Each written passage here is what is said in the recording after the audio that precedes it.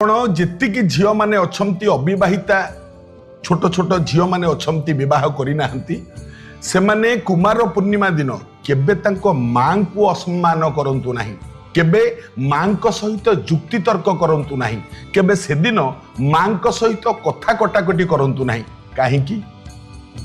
କୁମାର ପୂର୍ଣ୍ଣିମା ସେଦିନ ଚନ୍ଦ୍ର ସମ୍ପୂର୍ଣ୍ଣ ଭାବରେ ଉଦୟ ହୁଅନ୍ତି ଏବଂ ପ୍ରତ୍ୟେକ ପୂର୍ଣ୍ଣିମାରେ ଉଦୟ ହୁଅନ୍ତି। ଆଉ ଚନ୍ଦ୍ର ହେଉଛନ୍ତି ଜ୍ୟୋତିଷ ଶାସ୍ତ୍ର ମତରେ ମାତୃକାରକ ଗ୍ରହ।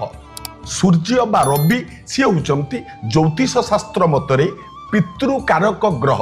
ଏ ହେତୁରୁ ଯଦି କୁମାର ପୂର୍ଣ୍ଣିମା ଦିନ ଯେତିକି ଝିଅ ଛୁଆ ମାନେ କୁମାର ପୂର୍ଣ୍ଣିମା ଓଷା କରୁଛନ୍ତି ସେମାନେ ତାଙ୍କ ମାଙ୍କ ସହିତ ସେଦିନ କେବେ ଯୁକ୍ତି କରିବେ ନାହିଁ, କେବେ ତର୍କ କରିବେ ନାହିଁ ଏବଂ ଯେତିକି ପାରିବେ ମାଙ୍କୁ ସମ୍ମାନ ଜଣେଇବେ। ଆଉ ସବୁଠୁ ବଡ଼ କଥା ସେଦିନ ମା ଯେମିତି ତାଙ୍କ ଝିଅ ଉପରେ ଖୁସି ହେବା